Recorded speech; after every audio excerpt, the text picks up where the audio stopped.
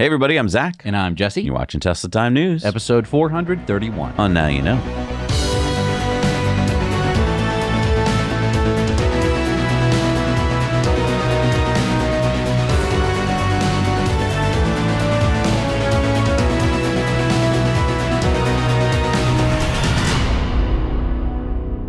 Well, we kind of called it. We said that Delaware Judge Kathleen McCormick would rule in the Elon Musk compensation case after the election. But we thought that if Trump won, she would rule in favor of paying Elon what the Tesla shareholders and the Tesla board of directors voted twice to do. Instead, what we got wrong is that Judge McCormick is dumber than we thought. She overruled us Tesla shareholders. Because who cares what we think? And instead, she declined to reinstate Elon's compensation package from 2018. Instead, though, she thought that we shareholders should pay the lawyers who brought this case against Tesla. How much, you ask? $345 million.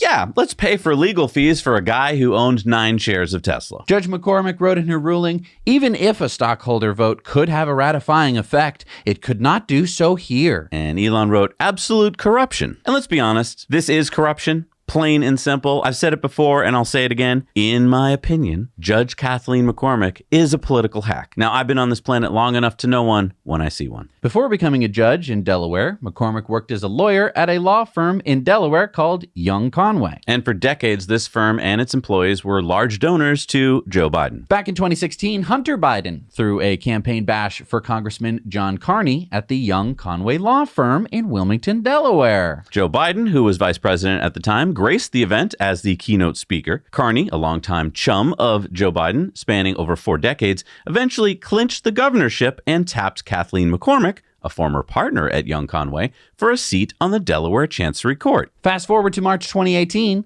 Hunter Biden bragged in an email about his insider status with the Delaware Chancery Court judges, stating, quote, "I will bring the suit in the Chancery Court in Delaware, which, as you know, is my home state, and I am privileged to have worked with and know every judge on the Chancery Court." Paul Graham says it used to be automatic for startups to incorporate in Delaware. That will stop being the case if activist judges start overruling shareholders. And Elon said, absolutely. She is an activist posing as a judge. Kathy Wood says, based on her Tesla ruling, Delaware Judge McCormick is an activist judge at its worst. No judge has the right to determine CEO compensation. Shareholders voted twice, overwhelmingly each time, to ratify Elon's 2018 performance-based pay package. She will lose this fight in Supreme Court. I stand by my original response supporting Tesla and Elon. And let's face it, this will get appealed to the Delaware Supreme Court and be overturned, in my opinion. As to calls for Judge McCormick's removal from the bench, that's highly unlikely. There's only 3 ways to remove her. 1, impeachment. 2, the General Assembly of Delaware could vote to get rid of her, or a disciplinary action by the Delaware courts.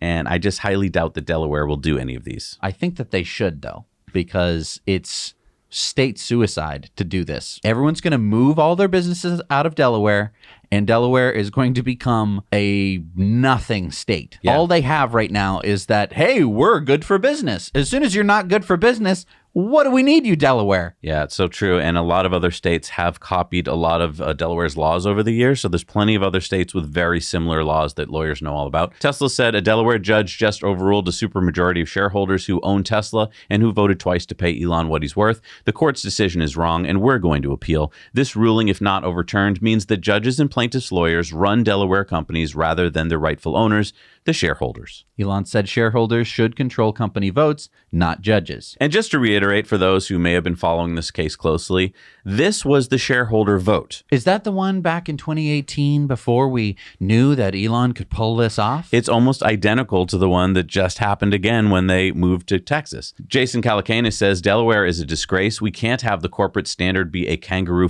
court. It's time to incorporate in Texas and Nevada. We need a movement to show them. And Elon said, thanks, Jason. And Jim Cramer said, boy, does that Delaware judge hate Musk. Holy cow. Elon says she's a radical far-left activist cosplaying as a judge. The Inner Circle Trading Group said Tesla Wedbush says one way or another, Tesla board will get Musk his pay package. Holmar's catalog said, that's right. Elon delivered for us. shareholders will keep their end of the deal. And Elon said, thanks. So we asked our patrons about whether Tesla will be successful in having the judge's decision overturned in this week's Patreon poll. We'll have the results later in the show. And if you'd like to take part in our Patreon poll every week on the show, then please join us over on Patreon. But, you can't be too mad at Judge McCormick because, you got to keep in mind that the lawyers of the plaintiff originally were going to be paid, $5 billion in Tesla shares? That's what they asked for. But now they're only going to get $300 million. So, thank goodness for judges. I am in the wrong line of work. Thank goodness for judges for keeping things, reasonable. Of course they shouldn't be paid $5 billion, just $345 million. In the meantime, Elon hasn't been paid anything. Right. But screw him. He's a billionaire. Zach and I love Tesla's SentryCam. Yeah, it allows you to keep an eye on your Tesla. But what if you don't drive a Tesla? Well, thanks to Vantrue and their E360 5.2K 360-degree panoramic dash camera system, now you can see what's been happening all around your car. Without needing to install cameras all around your car. You just pop Vantrue's 360-degree camera on your windscreen with the supplied 3M tape and plug it into your car's power port and voila! You can see everything going on around your vehicle. And what I really like is that it's kind of like you're getting two cameras in one, because in 2 seconds, you can remove the camera from the windshield mount, click it onto this cool selfie stick, and now you've got an adventure camera. With the Vantrue E360, you don't have to worry about missing anything because you don't have to point it. It captures everything happening around you. And when it's mounted in your vehicle, if you ever get into an accident or it detects motion while parked, it will automatically save before and after the incident. There are so many features like voice control, a GPS logger, collision detection that prevents event footage from being overwritten, handheld portrait mode, night vision with 8 built-in infrared lights, loop recording, time lapse, and so much more. Use our link in the show notes to learn more and get your Vantrue E360 camera today. Thank you to Vantrue for sponsoring today's episode. Lao Zhu on Tesla's China team posted this. Great work by the CN team. And that is because Tesla posted the highest domestic sales in a single month this year. So November saw 73,000 vehicles sold domestically in China. That's a 12% year-over-year growth and an 82% growth over October sales of 40,000 vehicles. I'm sorry, I don't hear the demand cliff doomsayers now. Where did you all go? And as Tesla Asia posted, Model 3 earned top marks in both the China Electric Vehicle Fire Safety Index and the Automotive Fire Safety Certification. Just nice to see that all that negativity that we hear all the time about, oh, that's the end of sales of Tesla in China. Not true. Car and Driver has named the Tesla Model 3 Long Range one of their top 10 best cars of the year. Car and Driver said Model 3 is a bargain. Its base sticker price is $44,130, but if you qualify for the federal $7,500 rebate, that drops to $36,630. That's an outstanding deal. Makes one wonder why most other automakers are losing big money on much more expensive EVs. You wonder why? I don't know. It's a mystery. Maybe it's because other automakers aren't even in the same league as Tesla. Did you know that Tesla owners are notoriously hard to shop for? I mean, they already have a Tesla, so what else could they want? Well, have we got a unique gift idea for you? Our friends at CNICK have made this beautiful, unique jewelry. Rings and bracelets that can unlock your Tesla. That's right. They work just like the Tesla key card, meaning that you can wave your hand in front of your car and drive away. I love it because I don't have to worry about my smartphone. So whether I forget to charge it or my Bluetooth is acting up, no worries. Just bloop, and I'm good to go. And just like using a Tesla card, the car knows which driver profile you are. Also, great during those hot summer months when you'd rather not worry about smartphones or wallets. Going to the beach? No problem. And I think it solves that worry that some of us have. Our phones usually work so well that we get complacent, and you may not always have the Tesla key card handy. Did I get my key card back from the valet the other day? With your CNICK, you can put your mind at ease. Order today, save an extra 5% off by using our link in the show notes, and I think they're doing a Black Friday sale, so you can get our discount on top of that discount. But I don't know how much longer that one lasts, so go check it out. All right, so I haven't seen Tesla list a job post like this before. What's a vehicle communications manager do? Tesla says, as the vehicle communications manager, you will be responsible for managing all external data communication relating to vehicle programs and coordinating efforts with external media. This includes closely collaborating with technical staff on vehicle metrics, managing external vehicle data to achieve consistency and accuracy, approving website content, and enabling external media access to assess products. So I've seen some people calling this a PR department. I don't know. It sounds more defined defined than that. It seems to me that the vehicle communications manager is going to be an important position going forward with Cybercab. Kind of taking the ball from Elon having to explain during quarterly Tesla earnings calls what's going on in the world of autonomy. Yeah, I mean, one of the things it says in the what you'll do section of the job posting is create, manage, and control the master database of public-facing vehicle data, including vehicle performance, mass, ergonomics, drivetrain, variance, etc. That sounds to me like Tesla understands that they're going to need someone to be constantly and consistently showing the public, including government regulators, how Tesla vehicles are performing, backed up by data, and not just Elon's statements on X. Now, under compensation here, what's the Tesla Babies program? So what I've found out so far is the Tesla Babies program is designed to provide comprehensive support for employees who are starting or expanding their families. That includes financial assistance for family building. So you get up to $20,000 of fertility treatment. You get up to $10,000 in adoption support. There's comprehensive healthcare coverage. There's parental leave, so up to 16 weeks for moms and up to 8 weeks for dads. There's flexible work arrangements, so you can work remotely or adjust your working hours in the first year of parenthood. They have childcare support. They have health and wellness, including prenatal, postnatal, and mental health. And then there's this newborn welcome package. Yeah, one of our patrons, Chad, who works at Tesla, told us that Tesla gives a newborn care package that includes a zero emissions onesie, socks, and a teddy bear. Isn't that great? In addition to what looks like a really good pay package and Tesla stock and all those other good bennies. So that's a pretty cool job. But I don't think this is a PR department in the traditional sense. I think it's just public data about, I think, cybercabs and like all that very important data that the public's going to need to know. And I just think that they understand that there's going to be a lot of data coming out about crashes and safety, and Elon may not be the only one that should be talking about it. But let us know what you think down below, and let us know if you'd like this job. So Cybercab will have the parts. What parts? Have the parts of the Tesla Model 3. Still don't know what I'm talking about? Okay, so Tess Alley said, some great info by an engineer who is on the robotaxi team. Check this out. So 2 seats unlocks a lot of opportunity aerodynamically. It also means we cut the part count of Cybercab down by a substantial margin. We're going to be delivering a car that has roughly half the parts of Model 3 today. Yeah, so lots of great info that came out. This is Cybercab lead engineer Eric. You can check him out on X. This event was at Santana Row in San Jose, California. So Ali learned that the Model Y body structure has about 200 parts. The Cybercab is only going to have 80. We all know that the Cybercab has 2 seats, and the reason for that, Eric said, was 82% of trip miles is for 1 or 2 people. So why bother putting in more seats if that's not needed for most trips? We now found out from Eric that this Cybercab is running on FSD 13. So the whole event we saw at We Robot was FSD 13. Okay. No air suspension to save money. The B pillar has been moved back for easier access into the front row seat. So I didn't really think about that when I was looking at the design of the car, but if you compare it to a 3 or a Y, the B pillar is much more forward. The bench seat is a whole lot easier to clean. That makes sense. The big tires, they said they did it for looks, but also it reduces the rolling resistance.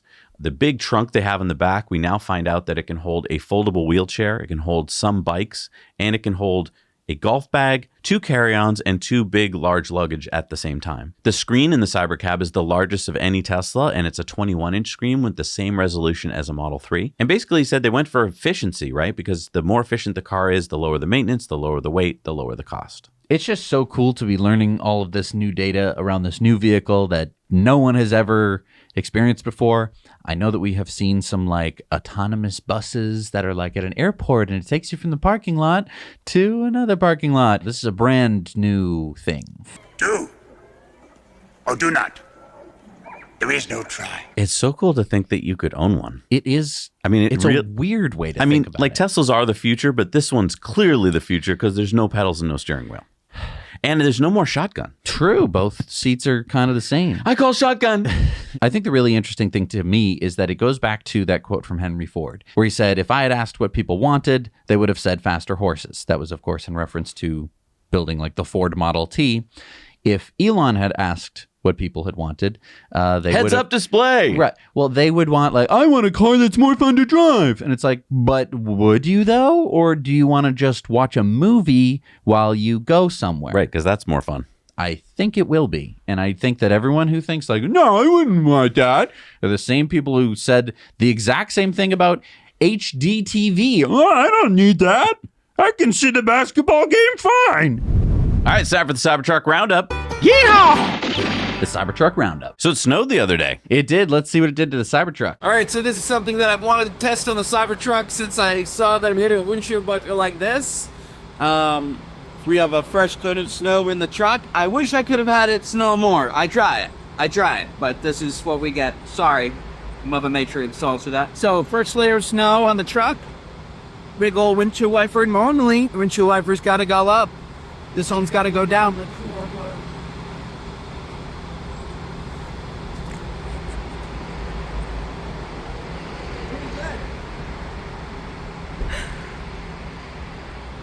Is that one wipe pretty much uncovered everything? I know, not a lot of snow, but I'm hopeful that with even more snow, you will get a similar result. It's going down. Gravity. You've been talking about this for ages. You finally got enough snow to show it. Not really enough snow. I wanted there to be more snow, but Well, you'll get your wish, I sure. can't control the weather. Yet.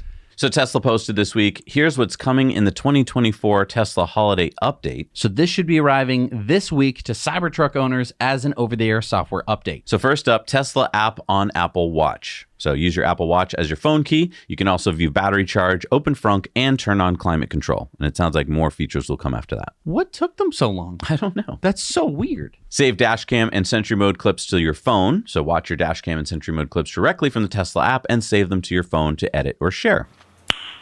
Nice. Auto shift between drive and reverse on stockless Model 3s, because don't forget this update is going to other cars as well. Sirius XM is now available for the Model 3, Y, and Cybertruck. You can now set a preferred battery charge level for when you arrive at your destination. Oh, yes. Seems like a little one, but it's a big one. It's a huge one. I hate you're like going on a long road trip and it's like, you're going to get to your destination with 15% charge. And it's like, that's a hotel that doesn't have a charger in the middle of a city. Right. I don't want to do that. It's like, well, then I guess you're going to have to figure it out. Whereas sometimes you are going to a family member's who does have a charger, and it's okay to be that low. And so having the trip plan, this is so smart. You're very smart. Here's a good one. When navigating, search results are now filtered to show options along your route and estimated detour times. So this would mean that if you're driving long distance, you could say like, navigate to a bathroom or navigate to a restaurant, and it'll show you off of the route. What? That's another nice smart. I appreciate that. This one's really cool. View precipitation directly on the map to check the weather at your destination. So it's great. You can see, oh, you know what? This route's not what I want. There's going to be extra rain on this route. Let's go take this other route. Dude, that's so sick. Yep. Putting more data on top of a map makes that map so valuable. And if you can just kind of turn that on and off, oh, that's awesome. Rear cross traffic alert. So when in reverse, your vehicle will alert you if it detects a pedestrian or vehicle crossing behind you. An audible warning will also play if a potential collision is detected. This has like been on other cars for years. I'm so glad they finally got it here. You can now personalize your Cybertruck avatar with a custom wrap and license plate. Use one of the many preloaded designs or create and upload custom ones using a USB flash drive. I'm not sure how to do it, but it says the details on template and instructions will be published via GitHub. Oh man, so now all those wrap guys, this is going to be another service that they're going to have to offer. Yep. It's a lot more technical than just like, I just sit here with a thing and I wipe it on. Cybertruck rear camera improvements. So the rear camera feed is now larger and you can pinch to zoom in or out. This is actually nice when you're parked and you're like waiting for someone to like come out of somewhere and you had to park somewhere weird. So you can't like obviously look behind you most of the time because the tonneau cover's closed. So you could like zoom in on the entrance and be like, okay, they're out. Let's go. That's cool. You can also now play games from the back seat while cruising around using the Cybertruck's rear screen. That's awesome. Tune-in radio on Tesla is now much better and still completely free with no setup needed. So that's nice if you don't want to have a Spotify account or something like that. And of course, Cybertruck Santa Mode. Santa Mode changes your Cybertruck avatar into Santa's sleigh, including reindeers, elves, and more. Good boy. But wait, Is there more? there's more. You can schedule a light show from the Tesla app. We just did this the other day. You can have 2 or more cars all start at the same time. So Yes, you can. but now you can do it from your app. So you don't have to Yeah. be like, hey, do you want to see the light show? Hang on, I'm going to go get in my car all weird. Right. You can just be like, check this out. Wouldn't it be cool if, like, across an entire city, if everyone decided that owned a Tesla, like, at 6:30 tonight, let's all do a light show? Or if you just have a little thing in your app that says, like, I accept all light shows, and it won't open any of the doors or anything. It'll just perform the light show with all the sound and everything. So it won't roll down the windows. But that would mean that if anyone else is in the parking lot and they park next to you and they want to do their light show, it would enable it to any cars within a certain radius would all perform the same light show. Oh, and I'm going to show you a light show on Patreon bonus stories this week that's going to blow you away. Okay. Also, a new game, Boomerang Foo. Slice and dice your friends with boomerangs in this action-packed party game. That's fun. Fart on contact now. So you used to be able to do fart on demand and fart on turn signal. Now when they sit in the... Prank your friends with each new bum detection. Sit happens. Wow. So it's just like a whoopee cushion. Yeah. That's hilarious. You can now adjust passenger seats from controls. So this will allow you to control the position of unoccupied passenger seats, including second row seats, without having to reach over and adjust it. Interesting. And the second row seats, I'm assuming that's going to be like for Model X and stuff like that, where they have the pillar seats. Right. Maintenance summary. You can now view and track maintenance items from your vehicle's touchscreen. That's cool. And then a bunch of minor updates, including my favorite. When navigating to a supercharger, upon arrival, you'll be notified on the touchscreen of any stalls that are currently out of service. That's nice because I hate feeling like an idiot when I pull into the broken stall and I plug in and then I start to walk away and my girlfriend's like, it's not charging. And I'm like, I'm going to have to go get in my car and pull it over to the next one. Also, minor update that's my favorite. Find nearby parking at your destination or any point of interest. Thank you. Yep. Yeah. So lots of cool stuff there. Looking forward to that. It should be coming out all this week. So send us some videos of you doing your synced holiday light show with your friends and stuff like that. And thank you to Cybertruck Owners Club for sponsoring the show. We've been working with them for years. They're the place to go if you want to find out anything about Cybertruck, because now it's full of Cybertruck owners. Lucid Motors posted last Thursday, today marks an exciting landmark for our company. Production of the Lucid Gravity is now underway at our factory in Arizona.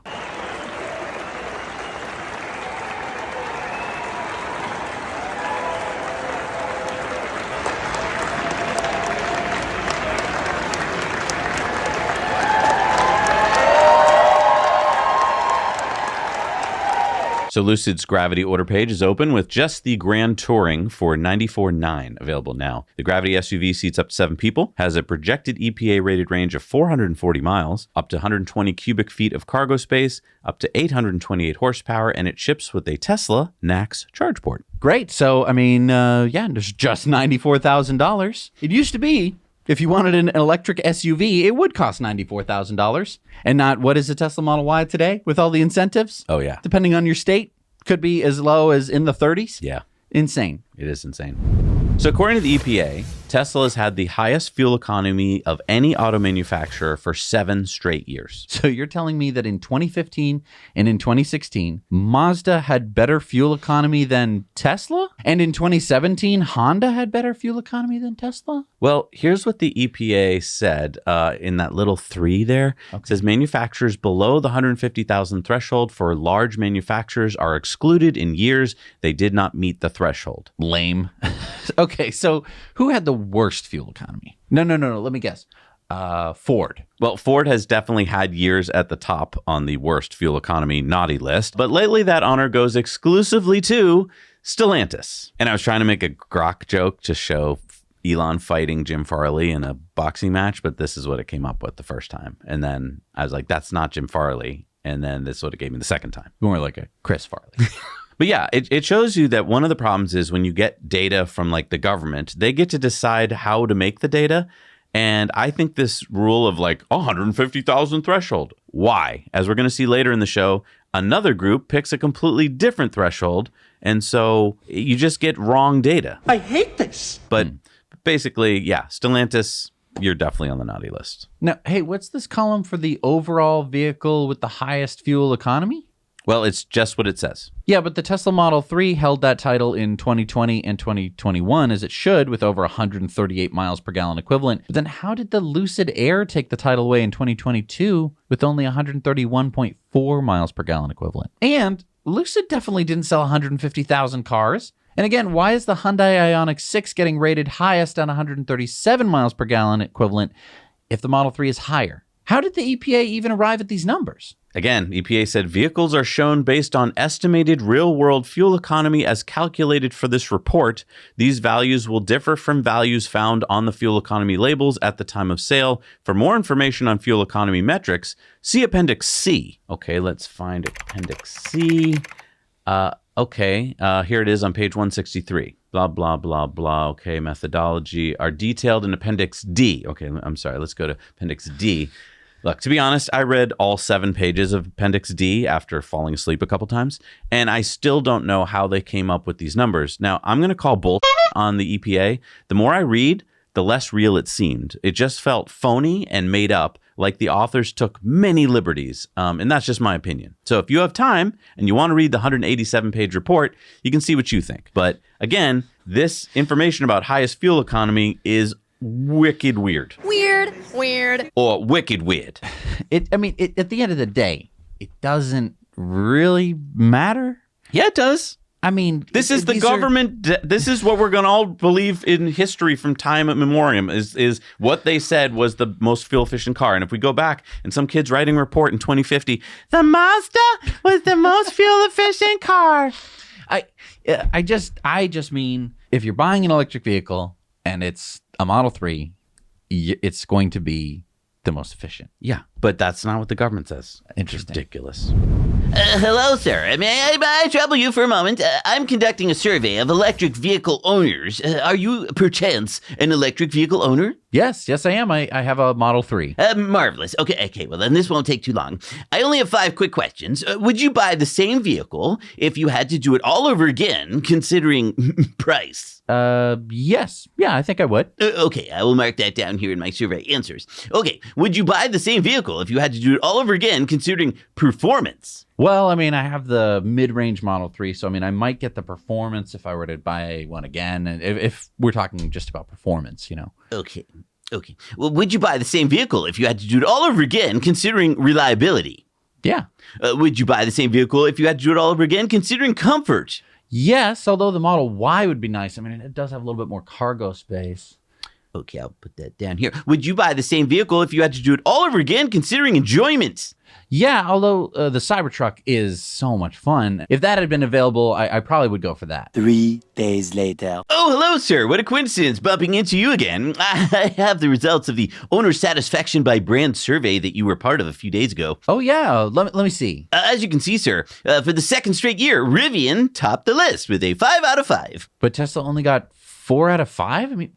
That's weird. How many people did you survey? Tesla didn't score as most satisfying in comfort? Tesla did score in the top 6 in driving, cabin storage, and ownership cost, but not at the top on usability? Sir, that owner satisfaction reflects whether a car meets a customer's expectations. The most satisfying cars aren't necessarily the best cars on the market, and vice versa. But it says here in your own report that, quote, in order to be included in the ranking, a brand must have sufficient data for 2 or more models. The following brands don't appear in this year's ranking because of either insufficient data or a low model count. The R1S, for instance, just came out last year, and Rivian has only sold about 40,000 R1Ss. Tesla has sold millions. How many people could have taken part in the Rivian portion of the survey? I can't reveal that information, sir. That's proprietary. Very closely guarded. What survey is this? This sounds like a bogus survey. It's a Consumer Reports, sir.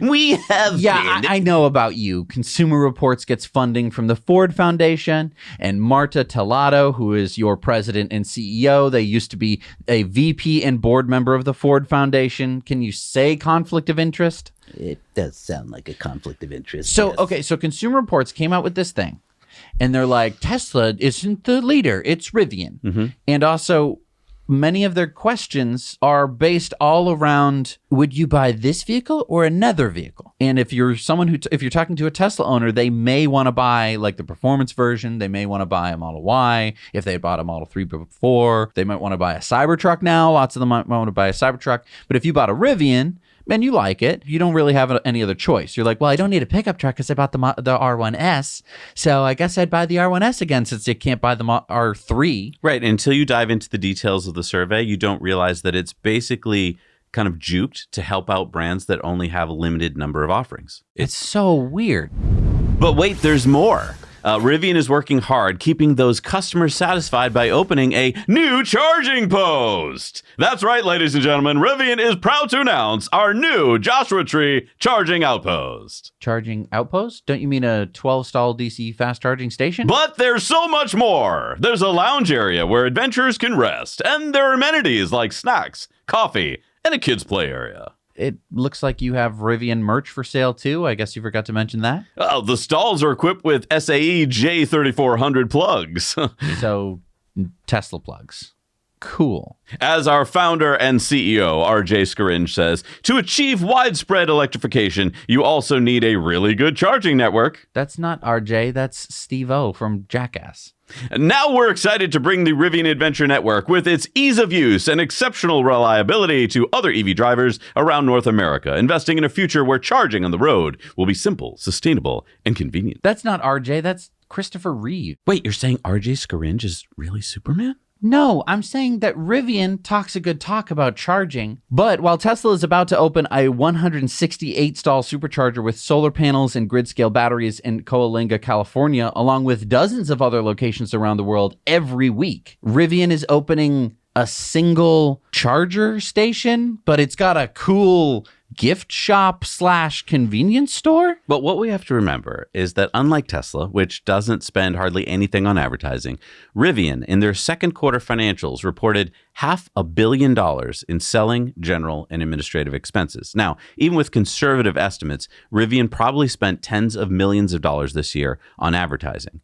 And that gets you these stories about amazing charging outposts. There's more stories than Rivian has actual charging locations. Alrighty then. And they get stories about customer satisfaction surveys. Okay. Oh, wait, I'm sorry. Those were the stories from February that Rivian paid for. I'm sorry. I mean, that they sent press releases out for. These are the stories that Rivian had run for this week. Jesus. And you know, for everyone who's like, but the charging outpost is so cool. But you know what else is cool? Tesla Supercharger locations that are at Wawa convenience stores. Listen, I love Wawa.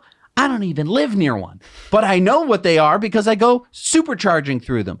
And I'm sorry, a Wawa is going to be way better than any single one of these charging outposts because But do they have Rivian gear? I don't need Rivian gear. They have anything I could possibly want to eat. They have clean bathrooms. What else could I possibly want? And there's 100 of them from here all the way down to Florida. It's insane what Tesla has been able to do. And it's like, just because it's not a special Tesla outpost doesn't mean that I'm not getting exactly what I want when I go supercharging. It's just insane that Rivian can be like, we made an outpost in the middle of a fancy place that you're going to need to spend a lot of money to go to, when Tesla can just slew the entire eastern seaboard and western seaboard and the entire, just pull up a map of superchargers. You will see that you can go anywhere in the entire world practically on Tesla superchargers. And yet I'm supposed to be impressed by like a 12-stall in Joshua Tree. They have little info packets about the plants around the...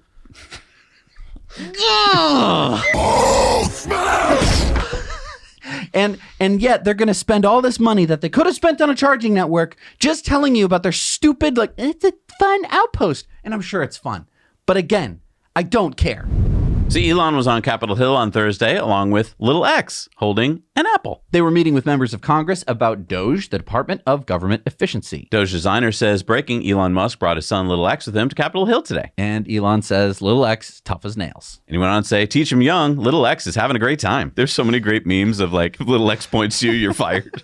And then Elon put up this meme, the Doge father and the Doge son, Doge and mini Doge. All right, it's time for SpaceX news. And guess what? Jared Isaacman, the commander of the last 2 commercial SpaceX Dragon missions, was named last Wednesday by President-elect Trump to be the next NASA administrator. Are you serious? Yeah. Jared Isaacman from Inspiration 4. Yes. The commander of the mission that just did the first commercial spacewalk. Wow. He's going to be the head of NASA. He's going to be the head of NASA. Yeah. Elon said, congratulations. And he is a man of high ability and integrity. Yeah, I mean, Jared commanded the groundbreaking Inspiration 4 mission aboard SpaceX's Crew Dragon. He also made history earlier this year by completing the first private spacewalk. So if you haven't already watched the Netflix Countdown Inspiration 4 Mission to Space documentary, you definitely need to put that at the top of your list. When else do you get to see a whole documentary about the NASA administrator? But is he as qualified as the congressman that is the current administrator? What do you mean? I just love how the political pundits are like, Is he qualified, though? the guy who's in charge now was just a congressman before. Like, it was a political appointment. This guy has actually been to space. He's commanded missions. He owns companies. He owns a defense contracting company. Like, he knows what he's doing. He stepped down from his companies to be the NASA administrator. Yeah. I'm so excited to have him as our NASA administrator. We're going to enter a brand new realm of space. I mean, because it has been Elon Musk pushing and fighting as hard as he can. And then it's been NASA and they've been like, no. I mean, do we have to go back to the moon? I don't know. I mean, we'll ask ULA if we can go back to the moon, and they will. They'll say sure. ULA, when can we go to the moon? Oh, you want to spend billions of dollars? Sure, we'll go to the moon whenever you want, plus or minus 50 years. I don't know, whatever. However long it takes for the eggheads down at the plant to decide what bolt to use. Astronaut Don Pettit, who is in space on his third mission, saw this. Cosmic fireflies. Actually, these are Starlink satellites momentarily flashing sunlight towards the space station. And Michael Nichols, VP of Starlink Engineering, said, incredible video. A key part of Starlink brightness mitigation is off-pointing near the solar terminator to reflect scattered sunlight away from the Earth. But I like seeing satellites. Elon Musk reposted this from aviation, the Falcon 9 launch view from the cockpit at FL 340. Wow, you can be that close to a launch? That's awesome. The ISS posted, when the stars and Dragon align, the Milky Way appears in the vastness of space behind the docked SpaceX Dragon crew spacecraft as the space station soars into an orbital sunrise. And SpaceX posted that Flight 7 Super Heavy booster has been moved to the pad at Starbase for testing. That's fast. I mean, we just had Flight 6 like a week or two ago. Yeah, supposed to be, I think, mid-January for the next flight. That's awesome. SpaceX VP of Launch, Kiko Donchev, said this mission set a new record. The SpaceX recovery team completed the fastest ever landing to landing of any of our drone ships at just over 91 hours. A shortfall of gravitas, that's the name of the drone ship, traveled over 600 nautical miles in that time and only spent 3 hours at port dropping a booster off. Well done, recovery team. Because normally we talk about like, oh, between like a launch and landing or between a launch and then another launch, but this is between catching a booster, bringing it back, going back out and catching another booster. Yeah. And Elon said, Nice. all right, it's time for Into the Future, sponsored by our friends at Henson Shaving. Not too late to get a great Christmas gift for somebody this year. Both men and women can shave. It's true. Don't know if you knew that, but this does make a really great gift, especially for the eco-conscious, because all of the blades are entirely recyclable instead of being, molded in with plastic and stuff like that. Plus, the blades are dirt cheap. You can get 100 blades for free if you use our code at checkout. Escape into the future. xAI's Colossus supercomputer in Memphis, Tennessee, which was built in just 4 months using 200,000 GPUs, is now about to grow to 1 million GPUs. 1 million? Now, I think for a lot of us who don't know much about supercomputers, we kind of think like, oh, well, if you spend enough money, you can build as big a supercomputer as you want. But the thing is, Meta and Microsoft and all the big companies have been trying to build supercomputers for years. And what's amazing about what Elon did was those companies like Meta and Microsoft seem to be telling everyone that 30,000 H100s was the limit because all those GPUs have to talk to every other GPU, and wiring that all up and making them talk in real time is kind of difficult. So they all thought Elon was crazy when he said that he'd have 100,000 of these, let alone 200,000. But it turns out he figured out how to do it. And that means he's the only one who has this. So these other companies don't really want to talk about that. But Elon now has the most powerful supercomputer, and it's only getting bigger. And then xAI got priority access to NVIDIA's next big release, which is going to be the GB200, also called the Blackwell. And the reason for that was because Elon reached out to Henson Wang of NVIDIA personally and said, hey, can you reserve $1.08 billion worth of them for me? And Henson Wang said yes. And so those should be arriving in January. And as Elon said, he's hopefully going to be putting 1 million of those into this facility. So I just want to take a step back here. So when you make a supercomputer cluster, you have all of these different components. It's not like just a big chip, right? It's in this case, hundreds of thousands of GPUs. Yeah, there's 8 GPUs in each of those H100s. And each of them needs to know what the other ones are doing so they don't all do the same work. It's kind of like if you were to build a pyramid all at the same time, you wouldn't want to get to the top of the pyramid and be like, oh, this block is supposed to go here and you move the same block. Now what are we going to do? So you can't just like say like, go to all these little chips or whatever. You have to know what they're all doing. Exactly. And when it gets to the point where you're over 30,000 of them, people thought that was impossible. They thought that was the limit. Yeah, and we're about to find out. Hopefully in January or February, Grok 3 should be ready, and that'll tell us whether Elon might have the most powerful LLM. Anyway, Elon said it's a start, but still peanuts on the Kardashev scale. And then in response to someone saying, is he going to stop at 1 million? He said, nope, at least 1 billion GPUs. 100 billion. Just trying to get a measly 1% completion of a puny Kardashev Type 1 civilization. And Ian Miles Chong says, why not 1 trillion? And Elon said, brilliant idea. Wow. So we don't know what the limit is. It seems like Elon will be the one to find out. So on Saturday, Grok, XAI's LLM, got a new image generator called Aurora. So remember how in the past few weeks, we haven't been able to get an accurate AI drawing of a Cybertruck? Well, check this out. I mean, those are photos of Cybertruck, but... No, those are AI generated by Grok with Aurora. Well, can it draw a Tesla semi-truck? Here you go. Oh. Now, Zach and I have not got access to the Aurora image thing, so when we tell it to draw a Cybertruck, it just draws like a truck. Hopefully this week we'll be getting it. Yeah, here's another one of Starship that someone had drawn. And Elon said, this is our internal image generation system, still in beta, but it will improve fast. Wow. Because, I mean, you know, we're in kind of this business and we check out a lot of the different brands. And like up until now, pretty much Midjourney has been one of the best. And I would say that we're getting to the point where this might knock it off its throne. And if it does, if Grok can beat Midjourney is not cheap, by the way. It's very expensive to have a Midjourney account and to spend money to actually generate these pictures. I'm not saying it's more expensive than paying a human to generate images, but when X can take all of their lunch, it's going to be a pretty big boon for X. Yeah, I mean, you can get an X premium account cheaper than just having a Midjourney account, and with that, you get all of the other stuff that X has. Yeah, so pretty smart. All right, it's time for Going Green. So this new school that's being built here, the Maplewood Intermediate Middle School in Menasha, Wisconsin, is going to be including this as part of the construction. Oh, nice. Solar panels on the roof. Not just that. They are going to have a PV system and a battery system that'll power the needs of the school. And we're talking 1,000 students in the school. And what's really cool is that, I mean, this school costs a lot to build, $55.5 million, but it's going to save $190,000 a year in energy costs. Just by having the solar and batteries on the roof. Yeah. Because, I mean, all that space on the roof was going to be wasted anyway. Go look at your local school. If it was built anytime recently, it's flat, and it probably has nothing on it other than a few condenser units. And it's not like we need that space on the roof because like, oh, the astronomy no, they don't have that. So $190,000 a year, how many teachers is that? Right. That's like 3, maybe 4 teachers. And if the power goes out, let's say in the middle of a school day, you keep the lights on, you keep all the kids nice and warm and safe and learning. But also if the town gets hit by some kind of terrible weather event where the power goes out, you're going to have solar on the roof and batteries somewhere on property. And that's going to keep that building warm, safe, the lights on, refrigerators running. That could basically support the community if they needed to use it as an emergency shelter. Yeah, just put a Starlink on the roof and you won't lose internet either. Dude, I know that you're probably finalizing your Christmas shopping. Consider the EV Ject. Yeah, I mean, speaking of emergencies, right? If you go to charge and you see something sketchy, you can't drive away. But with the EV Ject, you can. Right. So normally you're charging. Oh no, there's a bear coming out of the woods. You're going to have to get out of your car. Say, hello, Mr. Bear. Hello, Mr. Bear. Unplug your car, and you'd have to like press the button and like wait the 2 seconds while the bear's charging. You're like, ah! And then you'd have to unplug, run back into your car, put it in drive, and drive away. With the Escape connector, you never need to even leave your car. You simply stop charging, put the car in drive, and drive away. So this will split in half. You see both halves here. One side will stay on the charger, so it'll actually protect the handle. And the other side will stay in your car as you speed away from whatever's chasing you.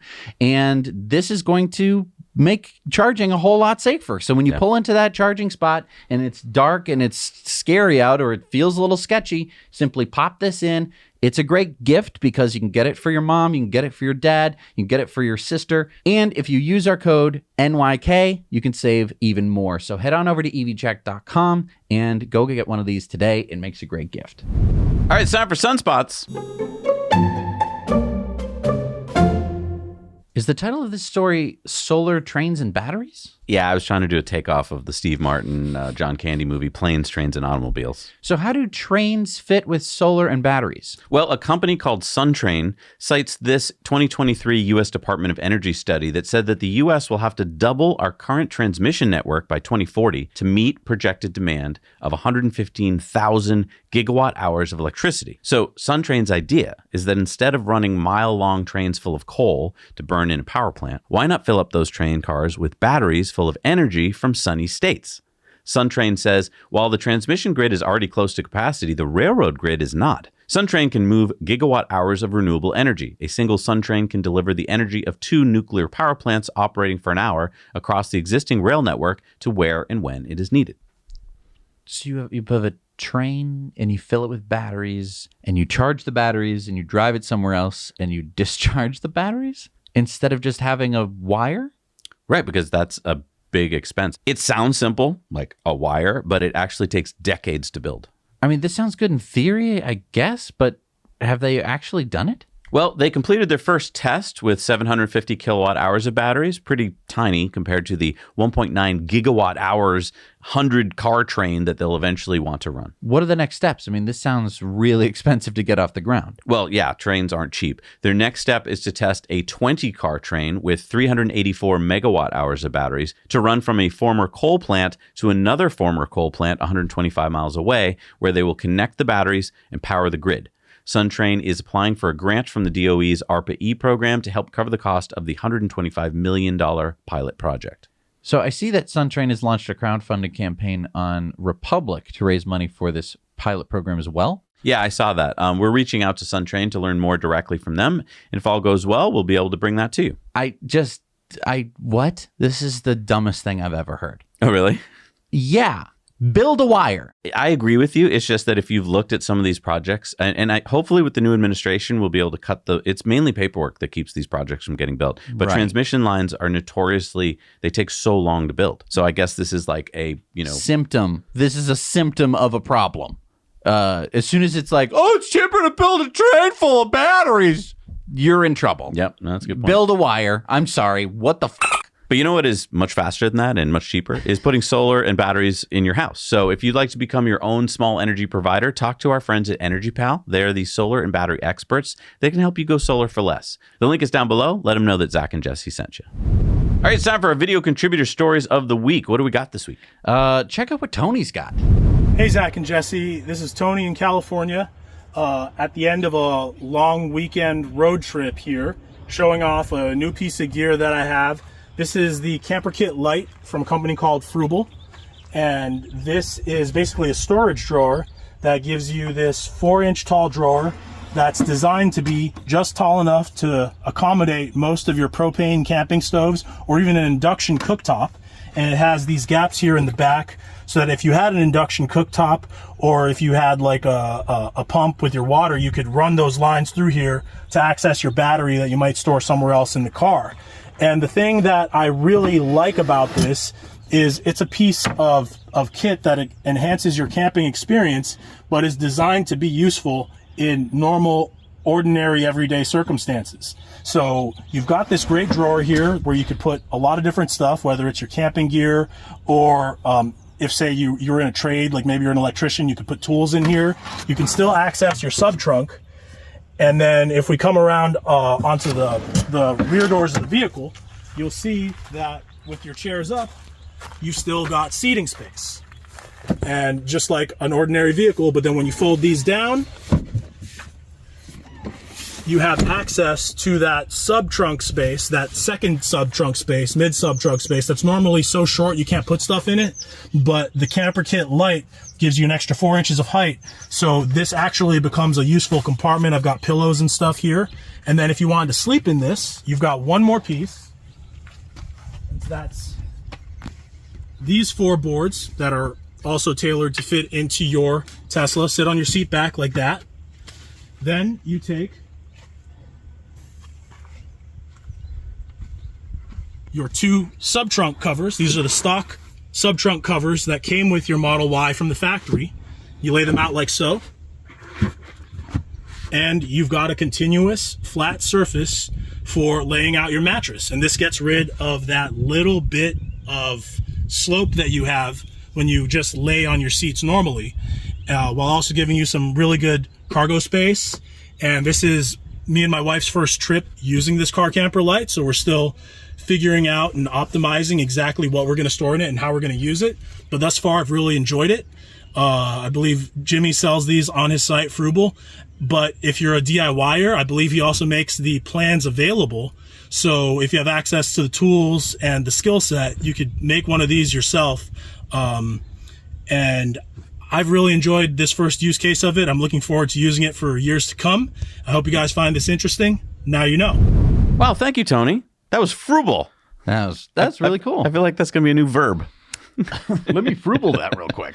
That's really neat. I didn't know you could use your stock. I was wondering how he was going to cover that last little piece, but that's with your stock pieces that already came with your car. Yeah, I think that's really clever. That's really clever. I can't wait to see how he enjoys his trip on it. That's wow. Thanks a lot, Tony. And if you're like, hey, I could do a story like that, we need your stories. Remember, 2 minutes or less, shoot them in landscape with good audio and no music. Send them to hello@nowyouknowchannel.com. All right, it's time for our Patreon bonus stories. By the way, we're having a live stream with you wonderful patrons on Sunday, 4 p.m. Eastern. So make sure you head on over to Patreon, not just for the bonus stories this week, but also to sign up to make sure you're at that level so that you can join us. Because that live stream isn't just us talking at you, it's us talking with you. It's a Zoom call. That's you can right. actually join us. You can talk to us. You can ask us questions, whatever you want. Yeah, we'll be on there for our patrons. We'll see you over there. Also, this week, we've got our Investor Club bonus stories for our Investor Club members. So head on over to patreon.com/nowyouknow to support us. Keep independent journalism strong and get all of these Patreon bonus stories.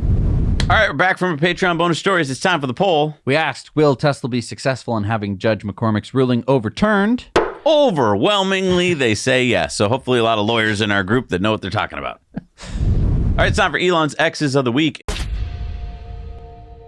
And Paul Thacker said, hey, DC guys, if you want to try and influence Elon, he's right here on X. Join the crowd. Elon said, I will do my best to respond to well-reasoned arguments here on X for serving the best interests of the American people. However, any real or de facto offers of money, power, or threats will obviously be silly and ineffective. John R. Oakman posted, average cost for 1 gigabyte of storage went from $438,000 when I was born to a penny. And Elon said, cost of AI is similar. Ars Technica put out this story about Falcon 9 reaches a flight rate 30 times higher than the shuttle at 1/100th the cost. And Elon reposted it. Wow. Vivek Ramaswamy says most government projects should come with a clear expiration date. That's why we set one for Doge, July 4th, 2026. Elon said the final step of Doge is to delete itself. Elon said less government means more power to the people. The Department of Government Efficiency said in 2023 alone, illegal immigration cost taxpayers $150.7 billion. To put this in context, with other costs adjusted for inflation, World War I, $334 billion. Apollo Space Program, $257 billion. Manhattan Project, $30 billion. Panama Canal, $15 billion. Hoover Dam, $1 billion. Elon said the scale of spending on illegal immigration boggles the mind. That's adjusted for inflation? Yeah. Damn, war's cheap, huh? Elon responded to the number of pages of regulations in Idaho's administrative code. See that dip? They passed a law where they started getting rid of regulations back in 2018. And Elon said, wow, can't be done.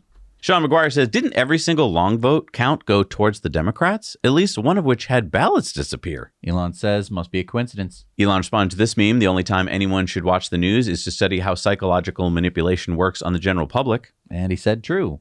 Mario said, ACLU, we must protect trans kids' rights to transition care. Supreme Court will decide if Tennessee's ban on gender-affirming care for minors is legal. Elon said sterilizing minor children before the age of consent is deeply wrong, and many who had surgery now greatly regret it.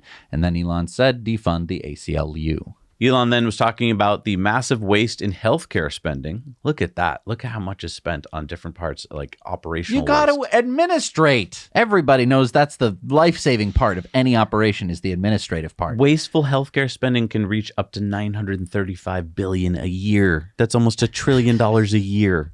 He also commented on tax complexity, looks like a rocket going to the moon. John Ehrlichman also posted about the U.S. government spending on contracts. And Elon said 50% increase in government contract expenditures in only 6 years.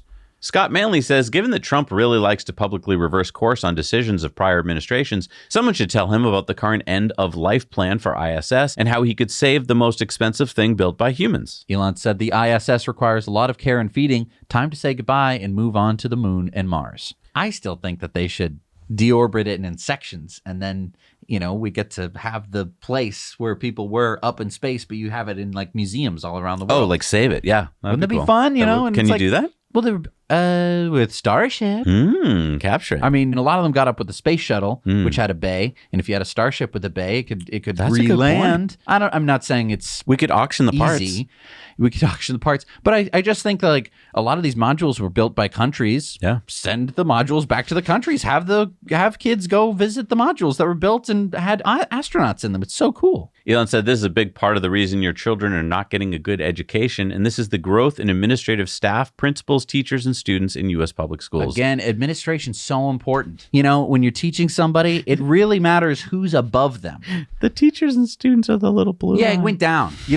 Who cares? Elon says if you exclude security guards and maintenance personnel, the number of government workers who show up in person and do 40 hours of work a week is closer to 1%. Almost no one. Literally thousands of empty buildings, not just in America, but around the world, paid for with your tax dollars. It's funny how I've been watching a lot of people in Congress this past few weeks being like, yeah, we got to cut stuff. It's like, where the hell have you been up until now? And then Elon said, entropy is the ultimate boss battle. But whatever happens, don't let it ruin your day. And then he posted Doge taking over. Amjad said, Tesla FSD has gotten so good, I basically stopped driving. I just don't know what to do with my hands now. Ashok Alaswamy posted, this isn't even my final form from Dragon Ball. That's funny. And then Elon said, not even close to final form. Elon said, even my competitors know I will not use the system against them. And he said, to improve the true economy, which is output of useful products and services, we need to shift people from low to negative productivity jobs in government to high productivity jobs in the private sector. This is what really matters at a fundamental level. The former Attorney General Eric Holder says, I'm tired of the word billionaire, and even more tired of them, and tired of the increasingly accepted notion that they have some special skills or insight simply because they know how to illegitimately accumulate money. They ain't all that. And Elon says, little Eric here suffers from a classic case of the zero-sum game fallacy. The reality is that creating a trillion-dollar company from nothing generates wealth for millions of people. And the reason the company is worth so much is that it makes great products and services that people love. There should be more of this, not less. Eric, on the other hand, has never created anything. He's a taker, not a maker. Ooh. Yeah. James O'Keefe says, name someone who cannot be bought. And Elon said, me. Elon said, if the product is special enough, no logo is needed. All right, it's time for Community Mail Time. Community Mail Time. Remember, you can share your stories, photos, and videos with us at hello@nowyouknowchannel.com. All right, what do we got this week? Han had this BYD for an Uber in Lagos, Portugal. Charles saw this new Tesla semi factory in Nevada. Look at all those semi-trucks. And a Tesla semi with a weird roof. Is that a sleeper? I don't think so, but yeah, it's got its roof off. It's interesting. Raymond got us this picture. This is a 25-stall supercharger at the Hard Rock Hotel in Florida. Nice. I didn't know they made a building shaped like a guitar. Hey, why not? Fabio got this picture in Australia. So we got a fully electric van and a not fully electric van. Lewis got these shots of a Chevy Bright Drop Walmart truck delivering stuff. Miranda got this picture of a Cybertruck in New Orleans. Almost looks gold. I know. Philip spotted this Gigabus advertising working at Giga Berlin. So this is outside of Giga Berlin. It's picking up people. Oh, this is going to the factory. I think so. And yeah, you can see the Giga on the front and then it says Giga Factory on the back. Max spotted all of these at the Tucson Delivery Center. Nice. Thought that there was like 1,000 there. David spotted this Cybertruck. Andrew spotted this Cybercab in New York City with no wheel covers. So it was being delivered to the NYC showroom. It was delivering itself. Well, no, there's actually a guy in the front seat. So I don't know what Maybe he was just doing. riding it. He could be. It was interesting to see it without the wheel covers. The next day, Elle got these pictures of the Cybercab in the showroom. So that was literally later that day, and we get the wheel covers back on. So interesting. So those are wheel covers, surprise, surprise, and they're removable, or at least you can glue them back on. I don't know which. And Svetlin spotted this Cybercab in London. And Brian got these pictures in Bellevue, Washington of a Cybercab. They're popping up all over the place. And Christopher spotted this one at the Peterson Museum. So yeah, nice. The Cybercab is in buildings. Do you think it'll be Car of the Year? When it starts delivering people? Maybe. I mean, this is going to break most of the car magazines, don't you think? It doesn't fit. It's not a car. It's a delivery device for humans. Best car to sleep in. Yeah, this is literally... It doesn't make any sense for a normal car, because normally it's like, this car exudes your own personality and it lets everyone know that you're a dickhead. This one, you're just asleep. Yeah. You're watching a movie. All right, let's see what we got for the EV tip of the week. Alan sent us this great tip of the week about brake burnishing. Check this out. Hi, Zach and Jesse. Alan Johnson here with your EV tip of the week about brake burnishing. This is a process that cleans the rust off your rotors. As you and many of your viewers already know, if you don't use your friction brakes much, rust will build up on the rotors over time. Now, Tesla and hopefully other EV manufacturers have figured out to use higher quality rotors because redundant braking makes your friction brakes much less active. So the rust won't build up as fast as if you leave an typical ICE car, undriven for a while, but it does happen. For example, after almost 3 years, my Model Y failed inspection for the first time because of this. So I contacted Tesla Service. They said the brakes had never been burnished before and recommended that before a brake job. Of course, if they're very rusty, then it won't be sufficient to do this, but luckily for me, the trick worked and saved me about $1,500. If you do a lot of hard braking or drive on a full battery a lot, this might not be necessary, but it's a good idea to do it at least once a year. Doing it a few days before inspection might be a good way to remember. If you live in an area like we do where they put salt on the roads in the winter, twice a year is probably a good idea. I'm going to do it whenever I get my winter tires swapped on and off, and that should keep them clean and ready to go. You can see here that it is one of the DIY maintenance items that Tesla suggests, and it should work on just about any EV. So if you have a non-Tesla EV, maybe pause here to read the instructions, or go search for it on the do-it-yourself area in the service.tesla.com. But if you do have a Tesla, then you don't need to worry about any of this because there's actually a guided brake burnishing process in service mode. If you sign up for the free subscription at service.tesla.com as a Tesla owner, you can get the service guide, which tells you how to get into service mode and loosely refers to the brake burnishing without telling you exactly where it is. So I'll show you how to access both to save you time. Service mode is hidden not in the service menu, but in the software menu. You just press and hold on the vehicle description for a few seconds. You get a little flash that you might not have been able to see on the video, but you let go and you should get a password prompt. If not, go back, try it again, and press a little longer. Password is just service, not the biggest secret in the world. And then you get this warning, which you should read and heed. Service mode is a very sharp knife, so be careful in here. Some of the settings in here can void your warranty, even make your car unsafe. So don't play around with changing things. It's safe to click around and look at all the things you can look at. And it's kind of fun to see all the different stuff, but just don't change any settings and you'll be fine. I found several videos online that seem to be out of date. They show the full process, so they might be worth watching, but they show the brake burnishing button here. At some point, Tesla moved it under chassis, brakes, brake burnishing. Of course, read and heed the warnings. The process is pretty straightforward. Spend some time reading the warnings, the description, and the instructions before you try to begin the process and get it on the road. Be aware that as soon as you go into this mode, the car is going to go into chill acceleration and regenerative braking is completely turned off. So make sure you are pulled off at a place where you can get a feel for this without any other traffic or obstacles before you continue with the process. It's not entirely different than jumping behind the wheel of a car you haven't driven before, but it's significant. So play around with it before you proceed. Once you've read the instructions carefully, these bars will make sense.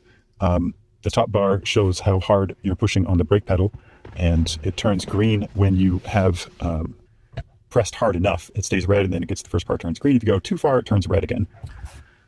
Similarly, this speed bar will be red until it fills up to about 48 miles per hour, at which point it'll chime and turn green.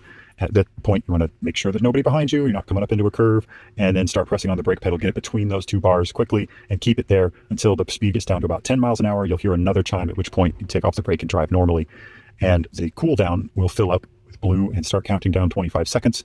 After that, if you did everything right, the cycle count will increase. You'll get a little bit of blue here. And you just repeat that process 9 more times until you're done and your brakes are burnished. At that point, pull over, exit the guide, put the car in park, and then you can exit service mode. Back on the main screen here, just press and hold here where it says exit service mode until it fills up gray and let go. And a few seconds later, your car will be ready to drive just like normal again. Now, you're not going to be slamming on the brakes here, but if somebody's behind you and not paying attention or following too close, there could be trouble. At the very least, you're going to annoy and confuse anyone behind you. So make sure the road is clear back there first. So that leads me to one final tip. Just to help you avoid something that's mildly annoying is when you're in the guided mode, if you have to put the car into reverse for some reason, you lose the guided mode, you put it back in drive, it's gone. You can get back into it in service. There's no brake burnishing button until you put it back in park. Then you can go back into the brake burnishing mode, but your progress has been lost. So it's not a huge deal. You can just start over. It doesn't hurt to do a few more cycles or just do as many as you had left if you remember how many you had left.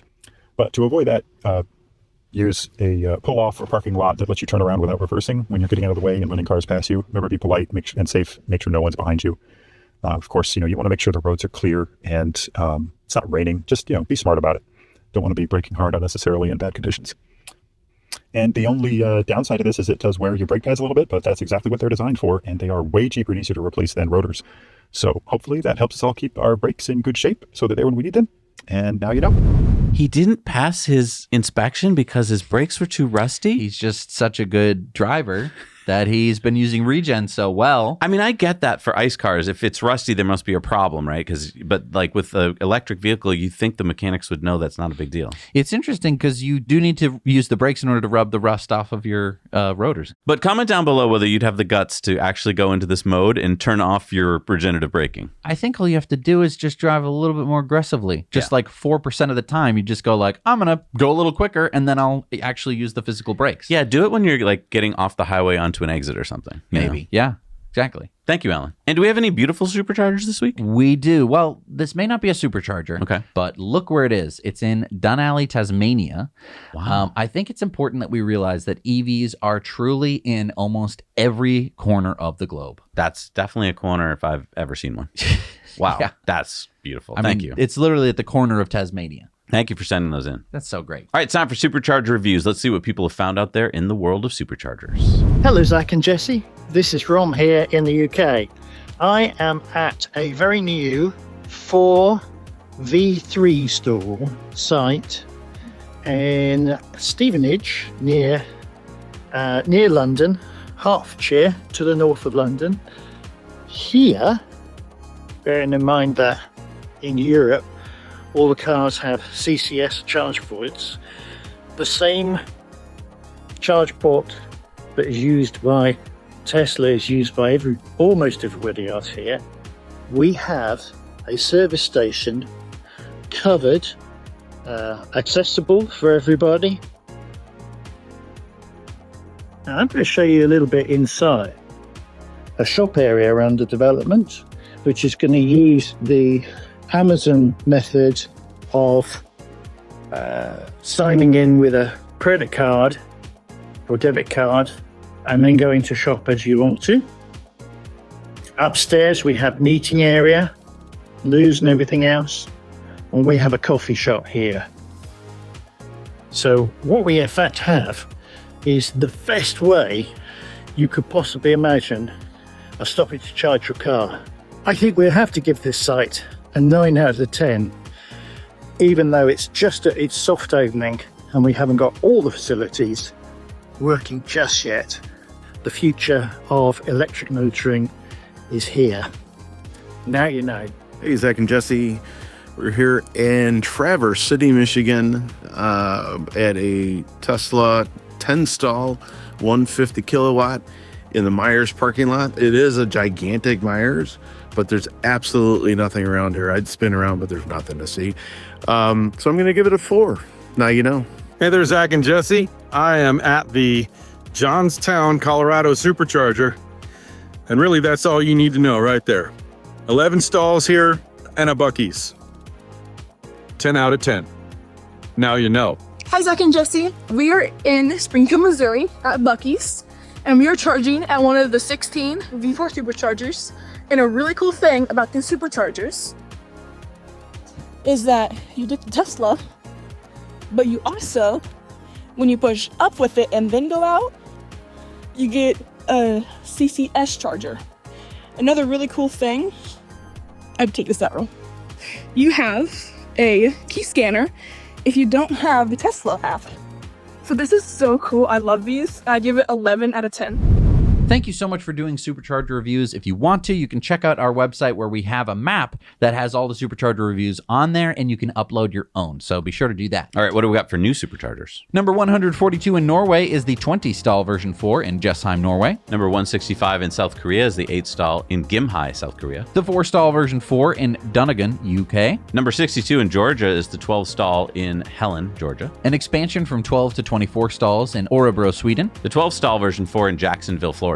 An expansion from 16 to 32 stalls is the version 3 and 4 in Lyra, Norway. Number 178 in Florida is the 12-stall version 4 in Naples, Florida. The 10-stall version 4 on the Move supercharger in Wakefield, UK. Number 231 in Germany is the 8-stall version 4 in Saarbrücken, Germany. Number 43 in Austria is the 8-stall version 4 in Wels, Austria. We have the 12-stall version 4 in Birch, westbound UK. The 16-stall version 4 in San Diego, California. Number 70 in Washington is the 12-stall version 4 in Vancouver, Washington. Number 77 in Spain is the 8-stall version 4 in Bembire, Spain. Number 2,157 in China is the 3-stall version 3 in Guoyang, China. Number 26 in Thailand is the 4-stall in Chonburi, Thailand. Number 519 in California. Number 2,491 in the US is the 12-stall version 4 in San Diego. Number 1 in the Philippines, the first one in the Philippines, the 4-stall version 4 in Taegu. Number 168 in the UK is the 20-stall version 3 in Michaelwood, southbound UK. And number 9 in Ireland, number 1,338 in Europe, and 6,883 in the world is the 4-stall version 4 in Tralee, Ireland. Man, do you think that we're going to hit 7,000 superchargers by the end of the year? About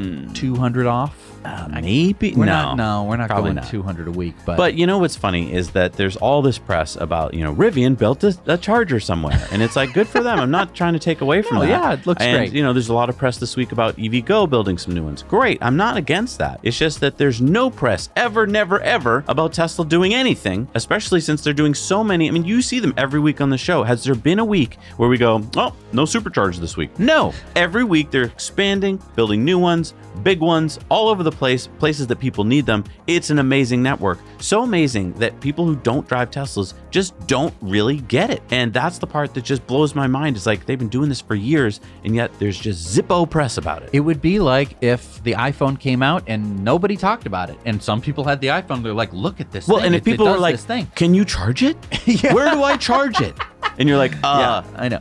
All over the place. I know. It's crazy. So you have to go out there and tell your friends. I mean, if you have a car with FSD or just, find someone who has one, go check it out yourself so that you know what you're talking about, and then tell everyone, because obviously for some reason the news isn't telling people, and this is like the most amazing stuff going on the planet. Thank you so much to all these people here for supporting us. We couldn't do the show every week and tell you about all this cool stuff with rockets and cars if it weren't for you. So thank you, patrons. Thank you. We'll see you guys next week. Now you know.